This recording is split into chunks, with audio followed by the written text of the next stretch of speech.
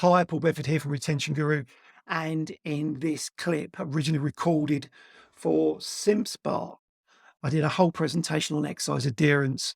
Love talking about exercise adherence, love talking about behavior change, love teaching it even more. But in this session, I'm talking about giving feedback and the three key areas to give feedback in. Now, studies conducted to measure change in the effect of feedback on people have identified that it's not the feedback per se, it's the effect of the feedback on the subject's perception of competence that moderates changes in motivation.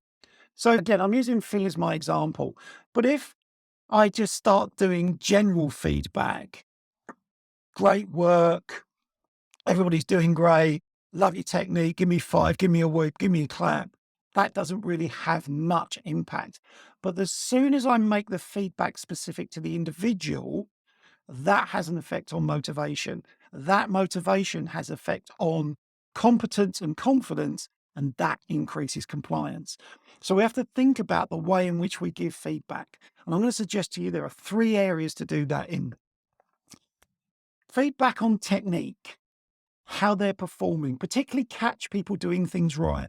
One of the things I was very conscious of when I worked at the YMCA was that a lot of our trainers are taught how to spot incorrect technique and correct it.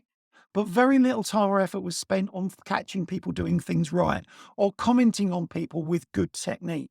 So you'd walk around the gym, and obviously you do need to walk around or walk around your class.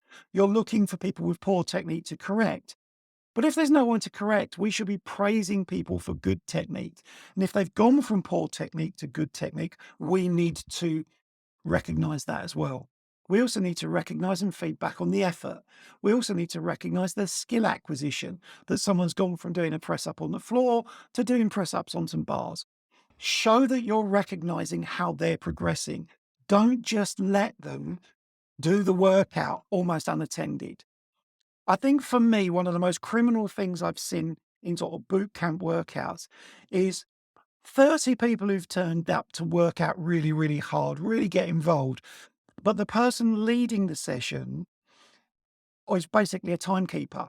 They look at their watch, they say, go, and then they just watch their watch. If it's going to be there for 30 seconds, 2 seconds either way is not really going to matter.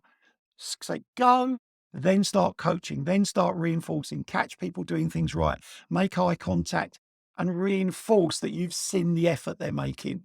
Not just standing there in the middle timing. In fact, you're better off on the outside of a group of people because you can see more of them rather than standing in the middle.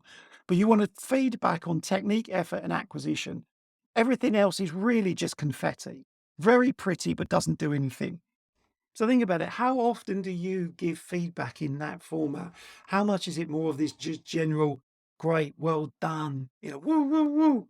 And how much of it is specific to their skill, their effort, and so on? It doesn't just apply to people working out. You can take that concept and apply it if you're a manager to the feedback you give to your staff. You could give it to other colleagues. It's not the only way of giving feedback, but it has a very big impact if you follow those three key items. That's it for now. If you've enjoyed this and you want to subscribe, do so below. If you want additional content on retention, hop over to the Retention Guru website at retentionguru.com, and there's stuff over there for you to download. For now, that's it. Speak to you again soon.